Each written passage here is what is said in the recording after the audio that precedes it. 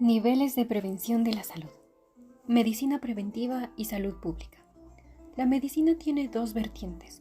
La preventiva, que incluye el conjunto de acciones y consejos que están dirigidos en forma específica a la prevención de enfermedades, y la curativa, que comprende la serie de actuaciones médicas dirigidas a la resolución del padecimiento. De acuerdo con lo expuesto por Sicharis en 1945, la medicina preventiva tiene presente en su actuar las 4 áreas esenciales de la medicina: promoción, prevención, atención y rehabilitación. Dentro del campo de la salud pública, posee como propósito prevenir las enfermedades y conservar la salud de la población, y surge en la humanidad a causa de la falta de adecuados hábitos higiénicos personales y comunitarios, por lo que sus funciones iniciales se limitaban al saneamiento ambiental y la aplicación de medidas generales de prevención, aislamiento, cuarentena y desinfección. Con posterioridad, a lo largo de la historia, se agregaron medidas de prevención específicas dirigidas al individuo para evitar los trastornos infecciosos. Este hecho fue resultado de los descubrimientos de la bacteriología en la segunda mitad del siglo XIX y en el siglo XX, en lo que se estableció la relación e integración de la ciencia sanitaria con la medicina. A continuación, se enumeran algunos de los principales descubrimientos realizados en este periodo que dieron pie al crecimiento de la medicina preventiva en las civilizaciones contemporáneas.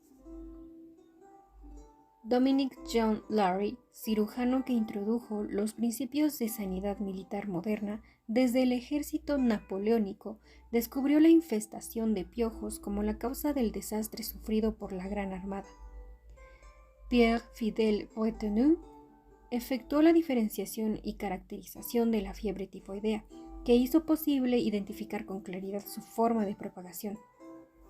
Ignaz Philipp Semmelweis, a través de estudios epidemiológicos en Viena, demostró la contagiosidad de la fiebre puerperal a causa de la mala higiene de los médicos que atendían a las puerperas. Robert Koch aisló el bacilo tuberculoso y formuló famosos postulados sobre la función de las bacterias en enfermedades transmisibles. Joseph Lister fue un cirujano inglés que inició la técnica antiséptica en la cirugía, con la finalidad de reducir la elevada mortalidad en pacientes posoperatorios. Max Joseph Pettenkofer logró avances significativos en la higiene pública en la comunidad científica. En la actualidad hay dos conceptos de medicina preventiva, a los que se conoce como amplio y restringido. El concepto amplio comprende todas las actividades preventivas de los servicios de salud pública que inciden sobre el individuo, tanto si se realizan en una base individual o en una colectiva. Fue justo en el decenio de 1980 a 1989 cuando la medicina preventiva abandonó el ámbito de la salud pública y se integró a las actividades diarias del médico, y por ello su concepto restringido se define como las actuaciones y consejos médicos efectuados por el médico y sus colaboradores más cercanos en pacientes individuales en el marco de los servicios clínicos de salud asistenciales. Prevención de las enfermedades y niveles de prevención. Se entiende como prevención la definición adoptada por la Organización Mundial de la Salud, OMS, en 1998, y que se refiere a las medidas destinadas no solamente a prevenir la aparición de la enfermedad, tales como la reducción de factores de riesgo, sino también a detener su avance y atenuar sus consecuencias una vez establecida. En este contexto, la prevención de la enfermedad se comprende como la acción que normalmente se realiza desde los servicios de salud y que considera a los individuos o a las poblaciones como expuestos a factores de riesgo identificables, que a menudo se relacionan con diferentes conductas de riesgo de los individuos, ya sean voluntarias o independientes de su entorno. Por ello, la modificación de estas conductas de riesgo constituye una de las metas primordiales para la prevención de enfermedades. En 1965, Liebel y Clark, en su contexto de medicina preventiva, consideraron a la enfermedad como un proceso que comienza con el estado de salud y termina con los desenlaces posibles de la evolución de un padecimiento.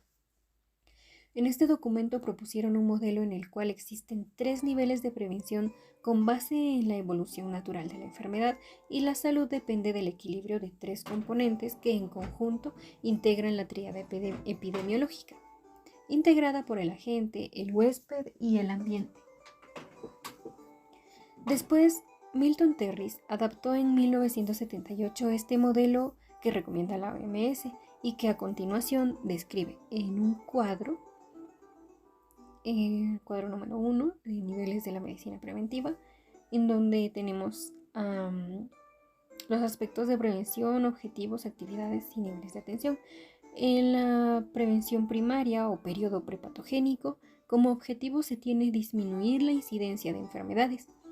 Las actividades que se dan son la promoción de la salud, prevención y la prevención específica.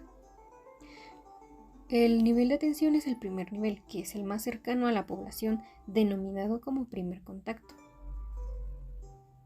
En la prevención secundaria o periodo patogénico, los objetivos son la detección temprana de la enfermedad incipiente. Las actividades que se toman son la detección, diagnóstico oportuno y tratamiento adecuado, como también limitación del daño. El nivel de atención es el segundo nivel. Se ubica en los hospitales y establecimientos donde se prestan servicios relacionados con la atención en medicina interna, pediatría, gineco-obstetricia, cirugía general y psiquiatría. En la prevención terciaria del periodo postpatogénico de cronicidad, los objetivos son la recuperación máxima de funciones a través de la rehabilitación, y como actividades se toma la rehabilitación. El nivel de prevención es el tercero, en donde se reserva para la atención de patologías complejas que requieren procedimientos especializados, con uso de alta tecnología y competencia subespecializada. Entonces tenemos que la prevención primaria son medidas orientadas a evitar la aparición de una enfermedad o problema de salud. Las estrategias para la prevención primaria pueden estar dirigidas para disminuir la exposición del individuo al factor nocivo hasta niveles no dañinos para la salud. Asimismo, se encarga de generar medidas orientadas a evitar la aparición de una enfermedad o problema de salud mediante el control de los factores causales y otros factores predisponentes o condicionantes. Cabe resaltar que el principal objetivo de la prevención primaria es reducir la incidencia de enfermedades en la población a través de educación para la salud y la prevención específica. Ejemplos de acciones en prevención primaria son la ejecución de programas que enseñan mecanismos de transmisión de enfermedades, uso de preservativos para prevenir VIH, prohibición de consumo de cigarrillos para prevenir cáncer pulmonar, entre otros. Prevención secundaria. Tiene como objetivo principal realizar el diagnóstico o detección temprana de la enfermedad incipiente, que aún o presenta síntomas, a fin de otorgar un tratamiento oportuno. En la práctica conlleva realizar la búsqueda en personas aparentemente sanas a través de estudios médico-periódicos o pruebas de tamizaje. Por ello, en la prevención secundaria, el diagnóstico temprano, la captación oportuna y el tratamiento adecuado son esenciales para el control de la enfermedad. Existe una medida que es considerada por varios autores como intermedia entre la prevención primaria y la secundaria. Es la detección. La detección no es precisamente diagnóstico oportuno, sino la búsqueda intencionada de padecimientos antes de que presente la sintomatología correspondiente, y es particularmente útil para el descubrimiento de padecimientos de evolución prolongada. Prevención terciaria. La prevención terciaria tiene como meta reducir el progreso o las complicaciones de una enfermedad ya establecida. Consiste en realizar medidas encaminadas a atenuar las secuelas y discapacidades, minimizar los sufrimientos causados por la pérdida de la salud y facilitar la adaptación de los pacientes a cuadros incurables. La prevención terciaria suele ser difícil separar del tratamiento, ya que en las enfermedades crónicas uno de los principales objetivos terapéuticos es la prevención de las recidivas. Por ello, las acciones de este nivel de prevención comprenden la atención de quienes han perdido su estado de salud y requieren tratamiento curativo. Incluyen la instancia de rehabilitación desde los puntos de vista biológico, nutricional y cinésico, y su principal objetivo es la recuperación máxima de las funciones. se debe tomar en cuenta que la medicina preventiva se puede aplicar tanto a los individuos sanos como a los enfermos. Otra consideración importante a resaltar es que los médicos y enfermeras, cuya labor se limita generalmente al segundo nivel, deben ampliar su campo de acción, llevando a cabo simultáneamente acciones de primer nivel y en lo posible del tercero para lograr una mejor atención en salud y bienestar de los individuos. Algunos autores han acuñado más recientemente el término prevención primordial, definida como cualquier intervención dirigida a evitar el incremento de la prevalencia de los hábitos nocivos o los factores de riesgo antes de que estos se produzcan. Un ejemplo sería evitar el consumo de tabaco o recomendar una dieta saludable. El objetivo de este tipo de prevención es evitar el surgimiento y la consolidación de patrones de vida social, económica y cultural que contribuyen a elevar el riesgo de enfermedad. Este es el nivel de prevención reconocido en fecha más reciente gracias al conocimiento de la epidemiología de las enfermedades. Acciones de prevención primaria. Promoción de la salud. La OMS define la salud como un completo estado de bienestar físico, mental y social, y no solo como la ausencia de enfermedad.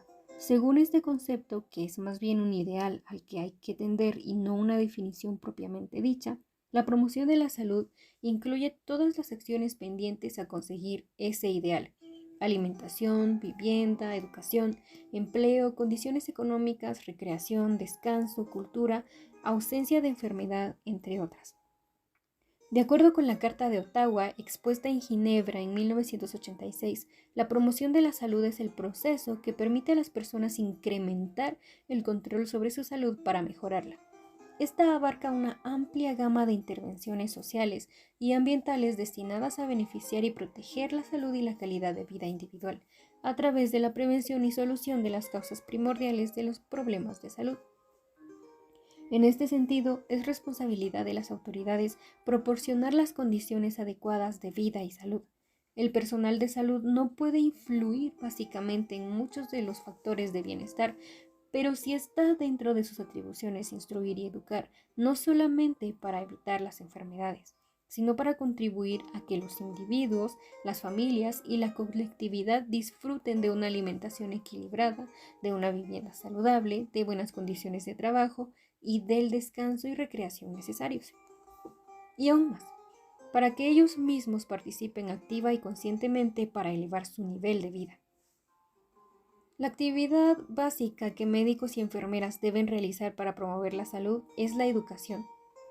La promoción de la salud en su operación debe cumplir con 3 principios básicos que no son fáciles de lograr si en su ejecución no se crean grupos de trabajo multidisciplinarios comprometidos con la comunidad.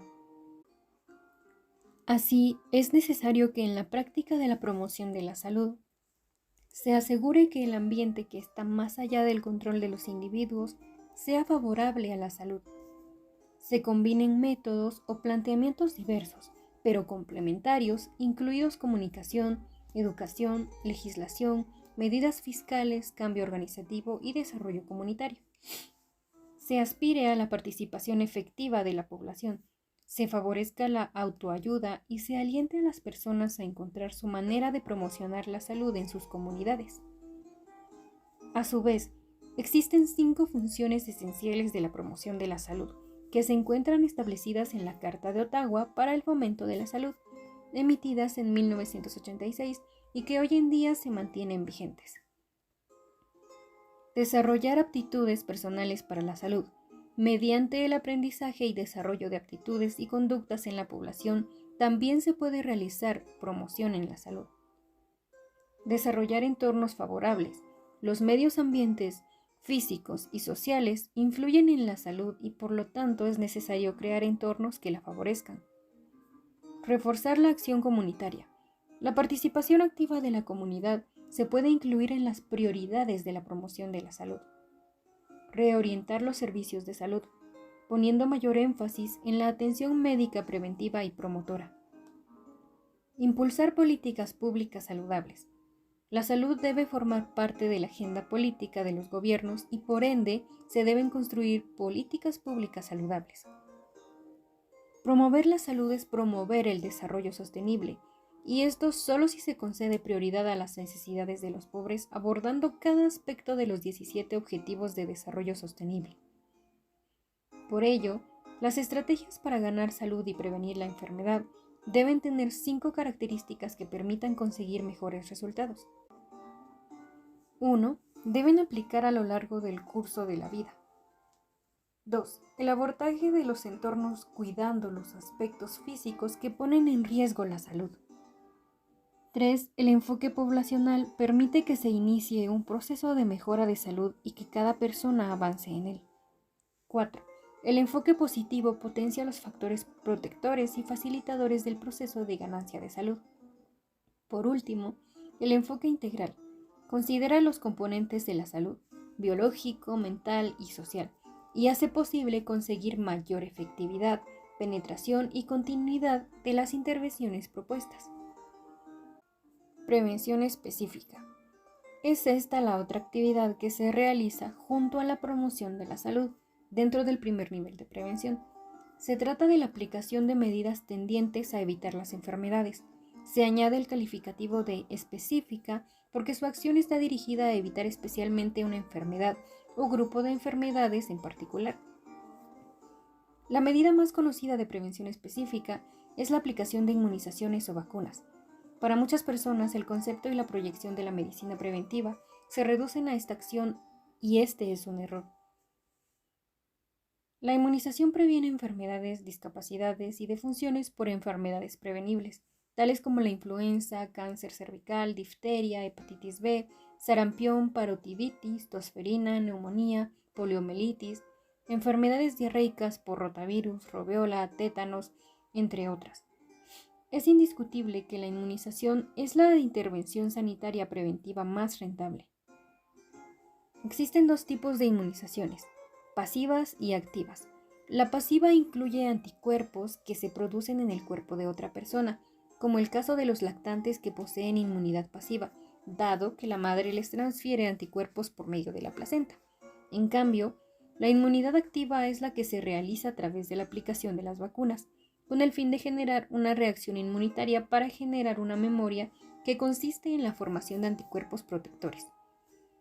Otros ejemplos de inmunizaciones específicas son la aplicación de vitamina A y D para evitar el raquitismo, la adición de yodo a la sal para prevenir el bocio, las aplicaciones tópicas de flúor para prevenir caries dental.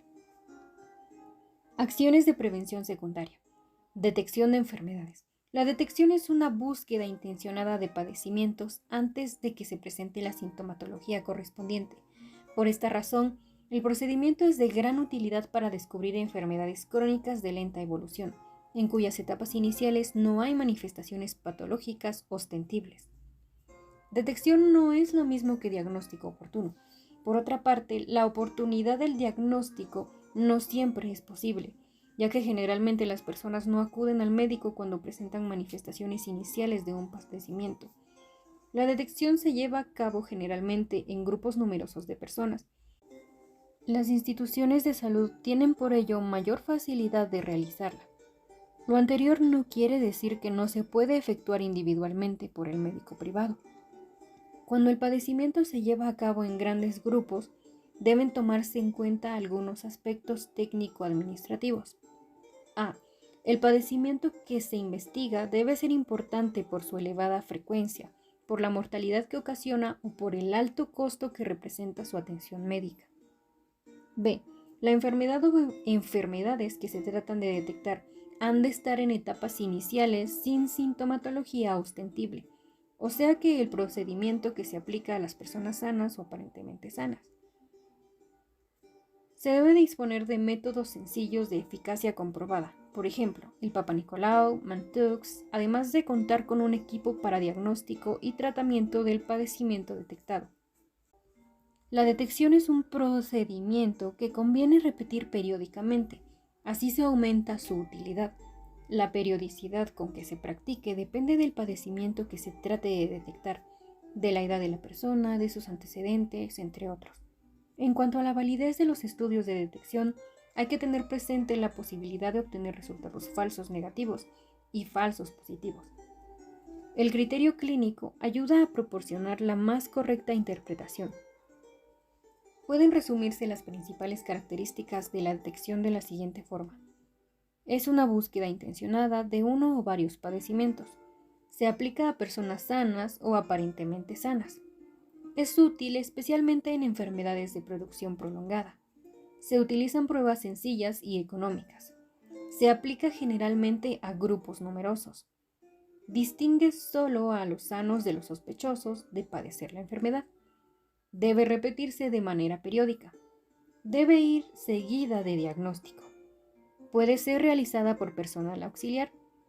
El médico la debe practicar en su diaria labor. En relación con este último punto, el clínico debe participar además en la llamada medicina predictiva, que consiste en considerar no solo los riesgos que para la salud y la vida del individuo existen en el momento en el que el estudio se practica, sino aquellos a los que estará expuesto en los próximos 5 años a partir de esa fecha, tomando en cuenta toda su información personal. Diagnóstico temprano y tratamiento oportuno. Estas acciones corresponden a la prevención secundaria, son las que tradicionalmente realiza el médico. Generalmente no se piensa que esta acción sea también preventiva, y en realidad sí lo es. Si se trata de un padecimiento transmisible, el diagnóstico y el tratamiento oportunos impiden su diseminación, y si se trata de un padecimiento no transmisible, la prevención consiste en evitar sus complicaciones o secuelas. No parece necesario insistir en este punto. La oportunidad y sobre todo la seguridad del diagnóstico se basan en el examen clínico completo y cuidadoso y la indicación e interpretación correcta de los estudios de laboratorio. Al realizar su labor habitual, el médico tiene una excelente oportunidad para detectar otras situaciones patológicas diferentes de las que motivaron la consulta. Por otra parte, tiene la buena ocasión para dar educación al paciente, tanto en relación al padecimiento de que se trata como en aspectos generales de salud. El conocimiento que el médico tenga sobre productos terapéuticos empleados evitará la iatrogenia. Prevenir esta situación es su responsabilidad. Limitación de la invalidez o del daño. La limitación del daño alude a la restricción de la incapacidad, y para ello es necesario prevenir todas las posibles complicaciones y secuelas de una enfermedad o accidente tras limitar al máximo la capacidad residual y evitar la muerte, a través de un diagnóstico oportuno y un tratamiento de atención terapéutica correctos. El retraso en la atención médica se debe generalmente al poco interés que las personas tienen en su salud. Pueden existir otros factores: difícil accesibilidad a los servicios médicos, limitaciones económicas, bajo nivel cultural, entre otros. Las instituciones de salud y las de seguridad social tratan de solucionarlos, pero siempre habrá necesidad de orientar y educar a la población para la mejor utilización de los servicios existentes, sean estos públicos o privados. Acciones de prevención terciaria. Rehabilitación. La rehabilitación es el conjunto de medidas físicas, mentales, sociales, vocacionales y económicas tendientes a hacer que un individuo deficitario, usando toda su capacidad restante, pueda por sí solo reubicarse en la sociedad y proveer su propia subsistencia. Su objetivo es desarrollar al máximo las capacidades remanentes, prevenir la posible enfermedad mental secundaria y atenuar los efectos socioeconómicos de la invalidez. El problema de la invalidez ha venido en aumento, pues obedece a diversos factores. Por una parte, debe considerarse la industrialización, que ha incrementado el número de accidentes de trabajo, el aumento de la población y su concentración en grandes núcleos urbanos. Por la otra, el aumento en la esperanza de vida, que ha permitido la aparición de padecimientos crónicos propios de la edad avanzada, muchos de ellos invalidantes por sí mismos o por sus secuelas. De acuerdo con Rusk, la rehabilitación es el proceso de asistir al individuo que sufre una incapacidad para que realice sus potencialidades y sus metas social y económicamente. El trabajo en equipo es una condición ineludible en la rehabilitación. Participan en ella el médico, el psicólogo, el psiquiatra, enfermera, trabajadora social, terapista físico y terapista ocupacional. La importancia de la participación de cada uno de los elementos del equipo mencionado depende naturalmente del caso que se pretende rehabilitar. Criterios generales para decidir las actividades preventivas a realizar. Entre las muchas actividades preventivas que se pueden realizar en beneficio de las poblaciones, será más prioritario llevar a cabo aquellas que han demostrado ser eficaces, efectivas y eficientes. Prevenir puede ser mejor que curar, pero hay que demostrarlo. La eficacia de una actividad es el grado en que alcanza sus objetivos, en este caso la prevención de un problema de salud. Cuando se realiza en condiciones ideales de actuación del sistema sanitario, la eficacia establece si una actividad puede ser útil en la práctica. A menudo la eficacia se mide mediante ensayos clínicos aleatorizados. La efectividad de una actividad es el grado en que alcanza sus objetivos cuando se lleva a cabo en las condiciones habituales de trabajo en el sistema sanitario. La efectividad establece si una actividad es útil en la práctica. Se pone de manifiesto mediante estudios observacionales dentro de una rama de investigación que se conoce genéricamente como investigación de resultados de la actividad sanitaria o Outcomes Research. Sin un cierto grado de eficacia, no hay efectividad. A menudo, la efectividad es inferior a la eficacia. Las diferencias entre eficacia y la efectividad se deben a muchos factores, entre los que se encuentran errores y retrasos en el diagnóstico, elección de medicamentos inadecuados, dosis insuficientes de los medicamentos, bajo cumplimiento terapéutico, sobreinfecciones quirúrgicas, entre otros. Por último, la eficiencia es la relación entre los beneficios proporcionados por una intervención y su costo. Es una medida de los beneficios por unidad de recursos invertidos. Mientras la eficacia y la efectividad tienen valor absoluto, una intervención produce o no beneficios, la eficiencia solo tiene sentido en términos relativos, cuando se comparan los costos de más de una intervención para conseguir los mismos o distintos beneficios, expresados como eficacia o efectividad. La medida de la eficiencia forma parte del campo de investigación de la evaluación económica de programas y tecnologías de la salud. Cuando la actividad preventiva consiste en la modificación o control de un factor de riesgo, dicho factor ha de cumplir con un conjunto de requisitos antes de reconsiderar o considerar la eficacia de su control en la prevención de una enfermedad. Es decir, si existen más de 200 factores que pueden aumentar el riesgo de adquirir una enfermedad y entre ellos solo unos pocos son útiles para la prevención, son llamados factores mayores de riesgo. Son aquellos que han demostrado una contribución importante e independiente al riesgo, para los que hay procedimientos de medida que permiten su utilización rutinaria en la práctica, que son potencialmente modificables y para los que hay evidencia deseablemente de ensayos clínicos, de que se dispone de medios farmacológicos y no farmacológicos para su control. Una vez que se cumplen estos requisitos, puede plantearse un estudio para establecer su eficacia en la prevención, es decir, un ensayo que evalúe si el control de factor de riesgo se sucede de una menor frecuencia de la enfermedad. Además de estos criterios generales, los siguientes principios, que manejan también los conceptos de eficacia, efectividad y eficiencia, pueden ser útiles en la organización de actividades preventivas. Principios de la prevención.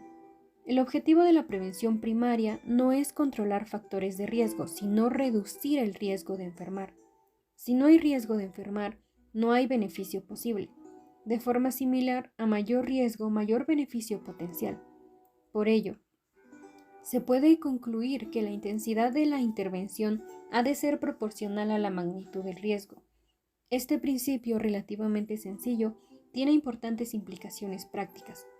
En primer lugar, es posible que la mera presencia de un factor de riesgo, aunque tome valores muy elevados, no requiera tratamiento, pues es posible que no eleve suficientemente el riesgo de enfermar si éste es muy bajo en ausencia de factor.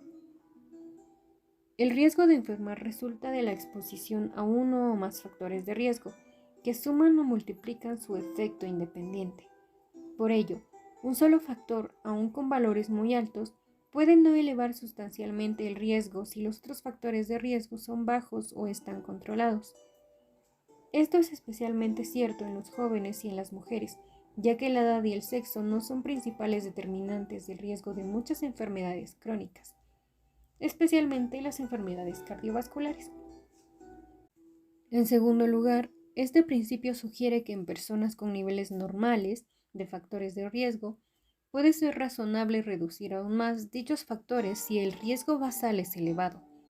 Por ejemplo, se debe tratar la colesterolemia, colesterol alto, en pacientes que han sufrido un infarto agudo al miocardio, incluso si tienen una dieta saludable y hacen ejercicio regularmente. Esto es así pues presentan un elevado riesgo de otro episodio si han tenido uno previo. En tercer lugar, para aplicar este principio hay que usar instrumentos de medición del riesgo en la práctica clínica.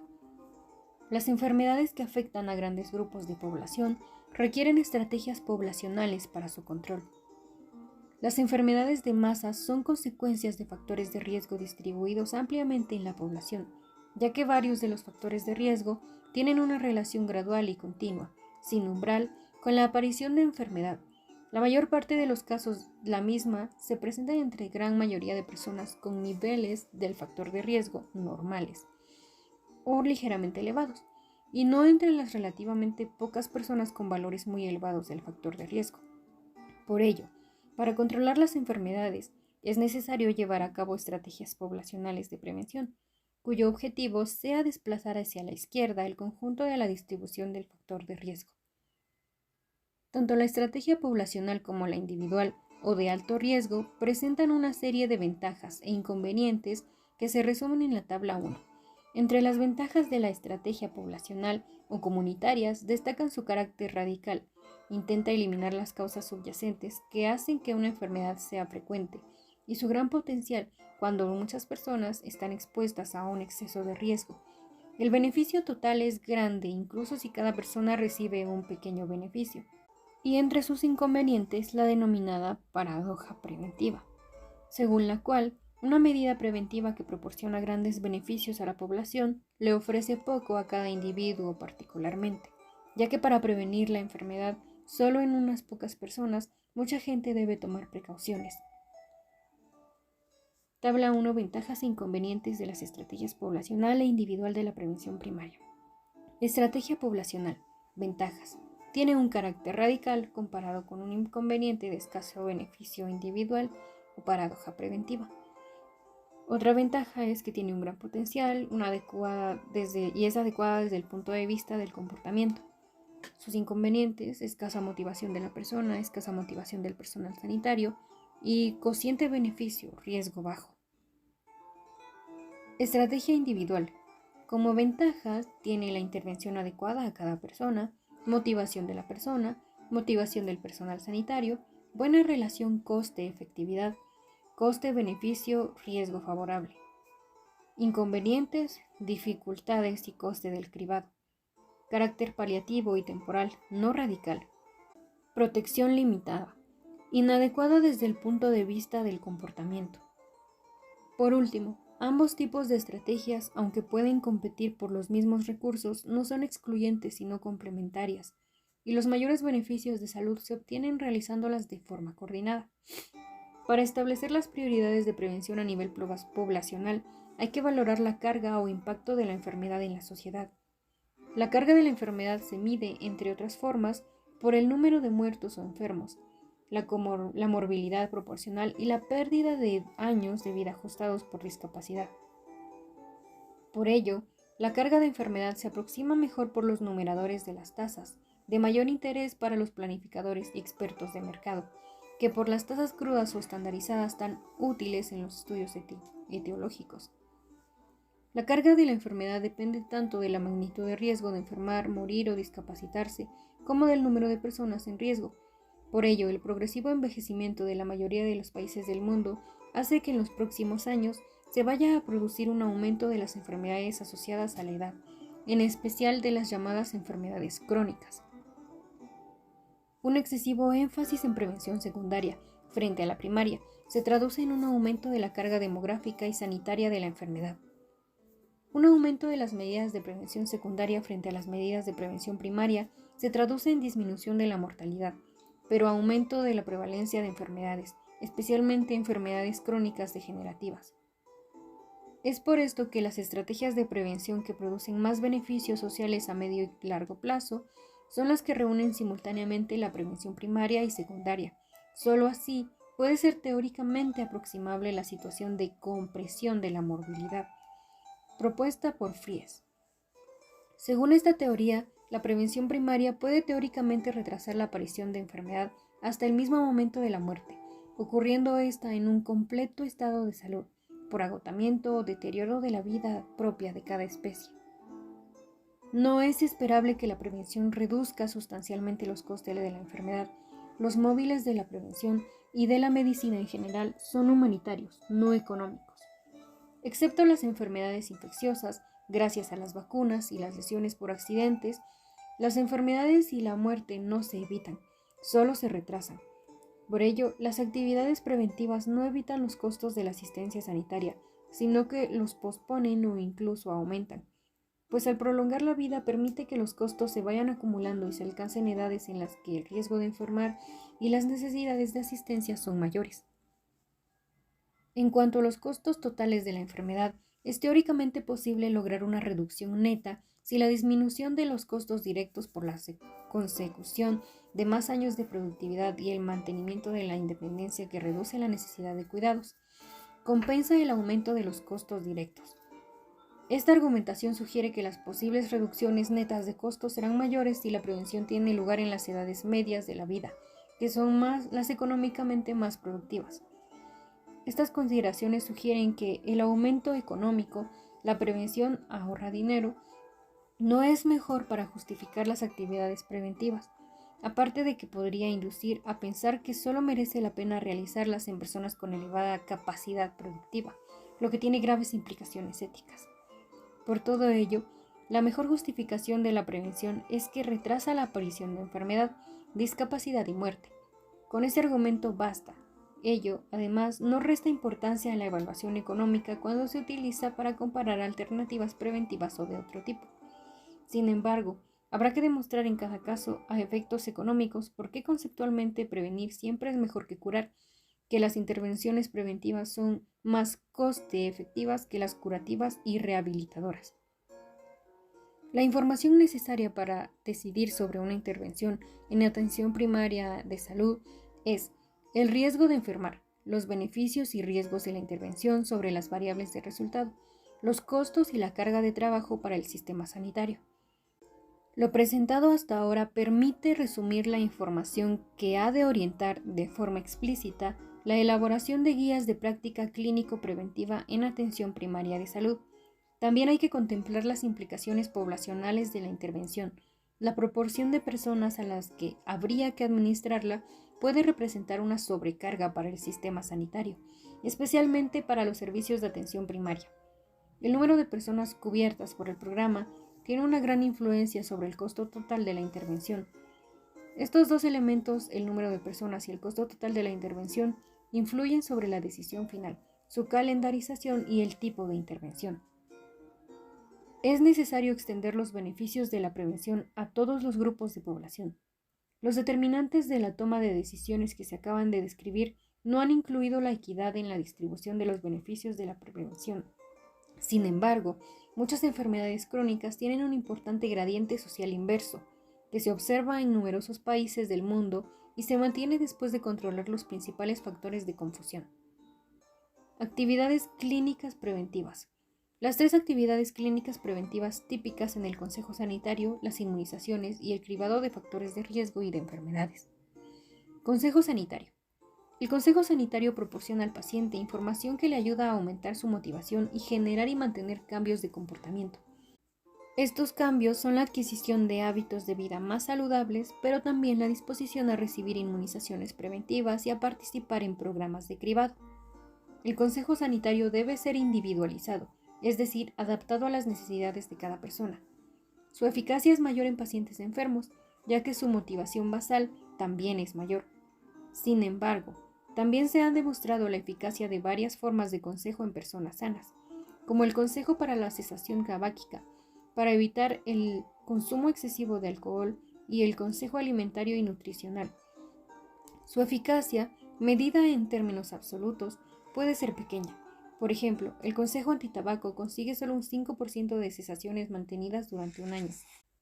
pero su potencial de salud pública es importante cuando se aplica de forma sistemática a grandes grupos de población. Inmunizaciones y quimioprofilaxis. Las inmunizaciones pasivas, administración de inmunoglobulina o seroprofilaxis y activa vacunación, y la quimioprofilaxis son algunas de las intervenciones más coste efectivas que se realizan por el sistema sanitario. Según la American Public Health Association 2004, la quimioprofilaxis es la administración de una sustancia química, incluidos los antibióticos, para prevenir la aparición de una infección, evitar que una infección evolucione hasta un cuadro de enfermedad activa y manifiesta, y para eliminar el estado del portador de un agente infeccioso específico, con el fin de evitar la transmisión a otras personas y evitar que se enfermen. Cribado de factores de riesgo y de enfermedades. El cribado o screening es una estrategia de detección.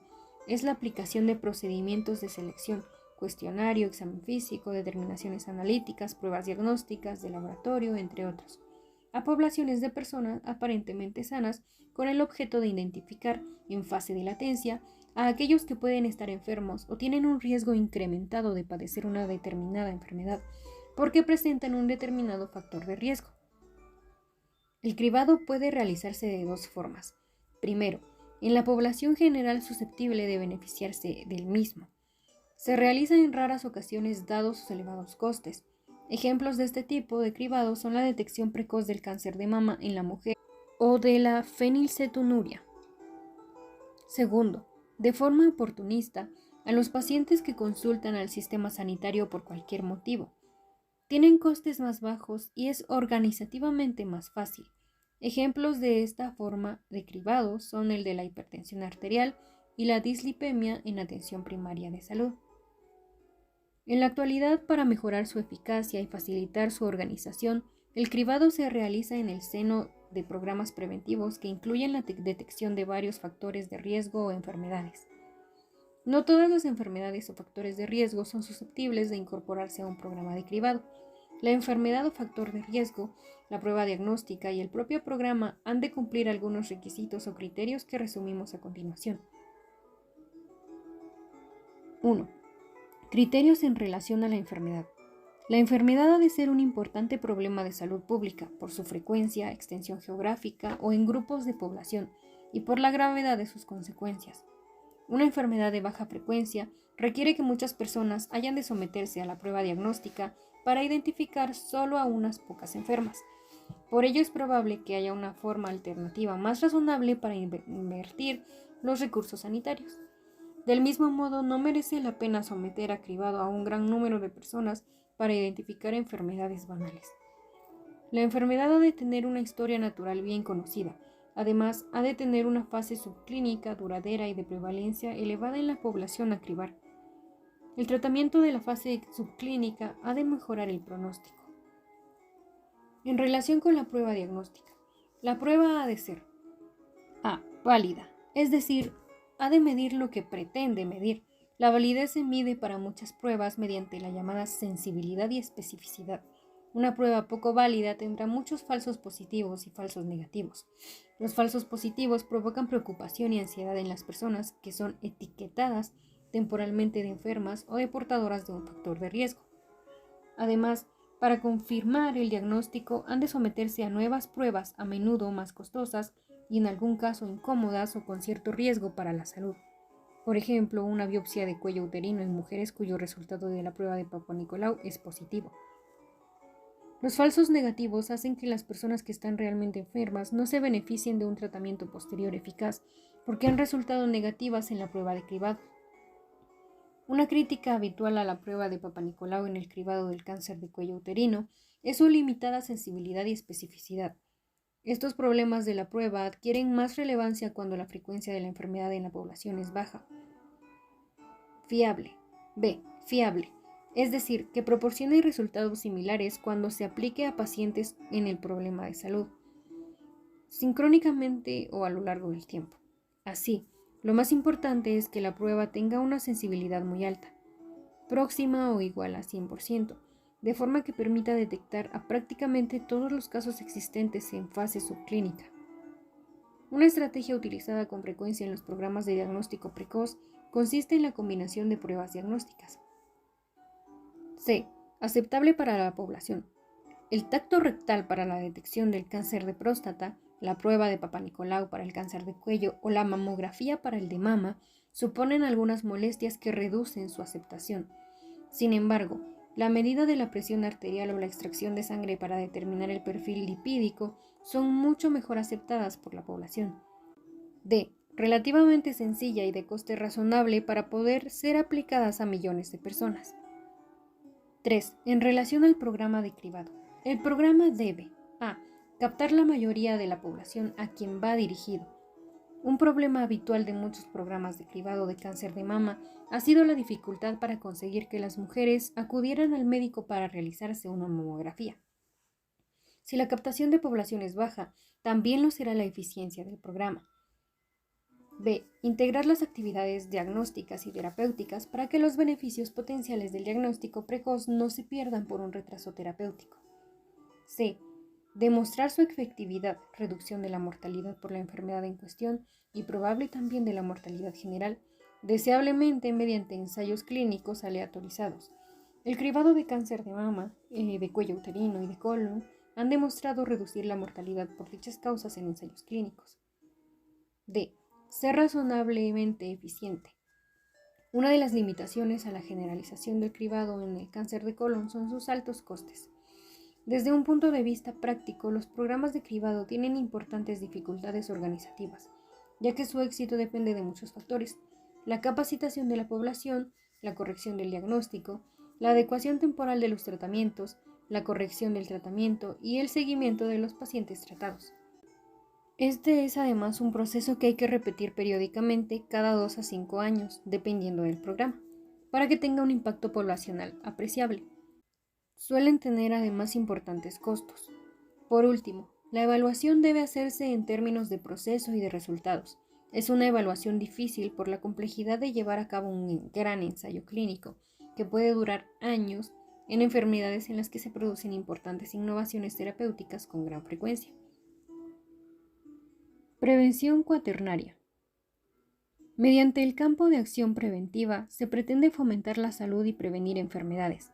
Estas acciones se articulan en 3 niveles de prevención: primaria, antes de que aparezca la enfermedad; secundaria, cuando ya se ha desarrollado la enfermedad; y terciaria, la prevención de secuelas y discapacidad.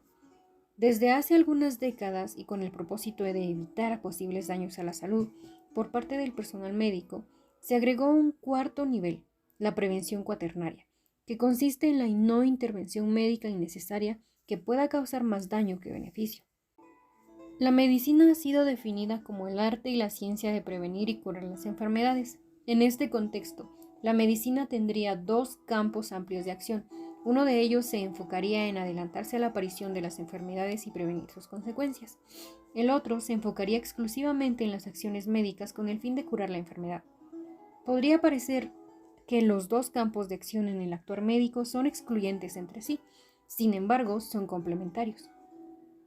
Se ha señalado que lo que no se previene se debe curar y que lo que no se cure puede generar secuelas, las cuales se deben prevenir, por lo que el estudio de los factores que intervienen en el curso de las enfermedades y es importante fomentar la salud y evitar de antemano las enfermedades prevalentes.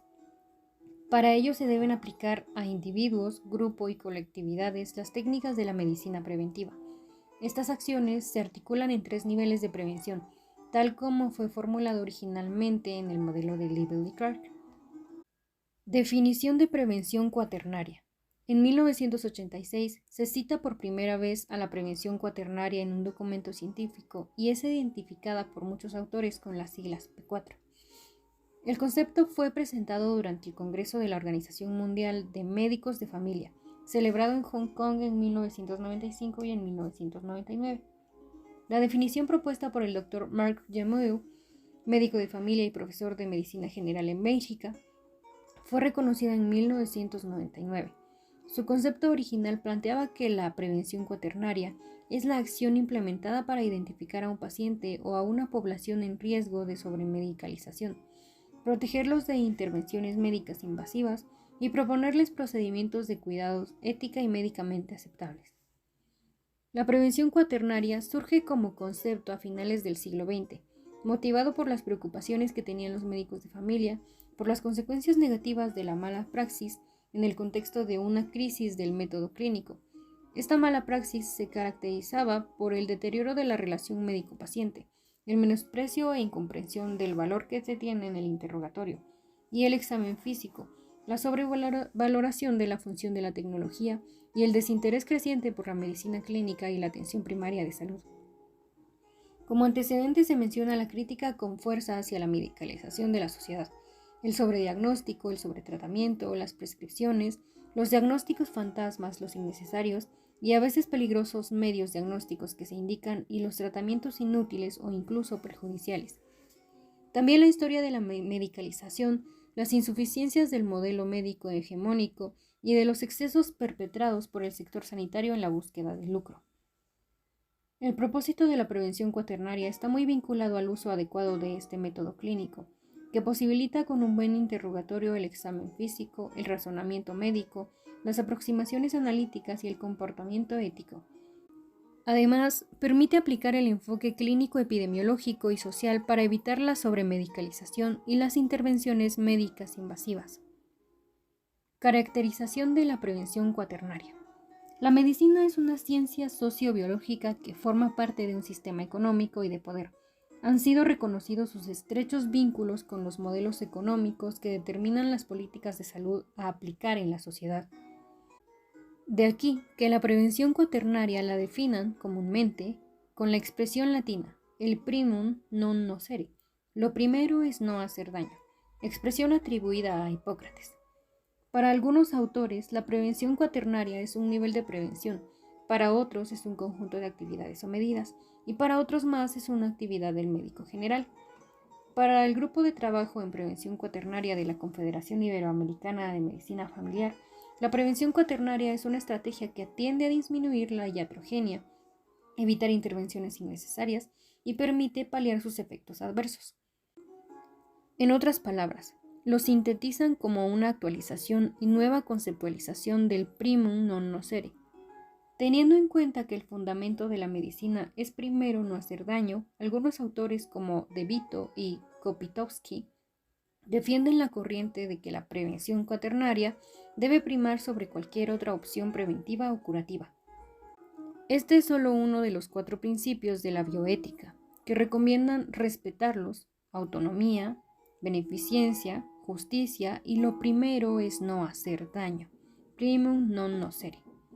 Objetivo de la prevención cuaternaria.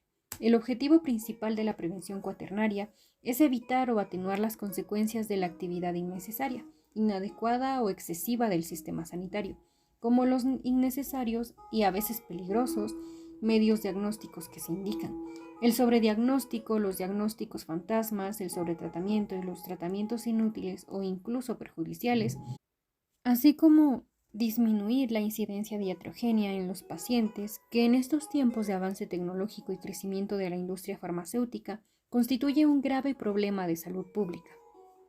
La prevención cuaternaria en la salud pública. El concepto de prevención cuaternaria debe ser transversal a las actividades médicas preventivas, es decir, necesita involucrar acciones de prevención primaria, secundaria y terciaria. En prevención primaria, involucra el no abusar de las pruebas de tamizaje ni de intervenciones profilácticas que no estén bien fundamentadas. En prevención secundaria implica el uso juicioso basado en la mejor evidencia disponible y considerando todos los factores involucrados, de los tratamientos, exámenes e intervenciones. En prevención terciaria significa hacer uso de medidas de rehabilitación sin caer en el exceso terapéutico. Durante los cuidados paliativos implica considerar la fragilidad de la población, el pronóstico de la enfermedad y el uso mínimo de medicamentos necesarios para mantener la dignidad y calidad de vida del paciente hasta sus últimos momentos. El concepto involucra la atención continua de la persona a lo largo de su vida, ya que implica tener siempre en consideración lo mejor para el paciente en todo momento. La prevención cuaternaria es o debería ser una actividad básica, tanto en medicina como en salud pública. Es una actividad general que contribuye a la seguridad del paciente, ya que intenta minimizar riesgos y evitar o limitar los daños innecesarios de la actividad sanitaria. La prevención cuaternaria critica con fuerza la medicalización de la sociedad, el sobrediagnóstico y el sobretratamiento, los diagnósticos fantasmas, los innecesarios, los peligrosos medios diagnósticos y los tratamientos inútiles o incluso perjudiciales. Situaciones que obedecen a disímiles causas, la mayoría de las veces ajenas a la práctica de una buena clínica. Si se acepta que el fundamento de la actividad médica es el primum non nocere, la prevención cuaternaria debe primar sobre cualquier otro tipo de prevención, porque ella es la firme y continua resistencia frente a la intervención sanitaria innecesaria, preventiva o curativa, diagnóstica o terapéutica. Es un movimiento que se nutre de distintas corrientes de pensamiento. Es un nuevo nombre para una vieja actividad médica.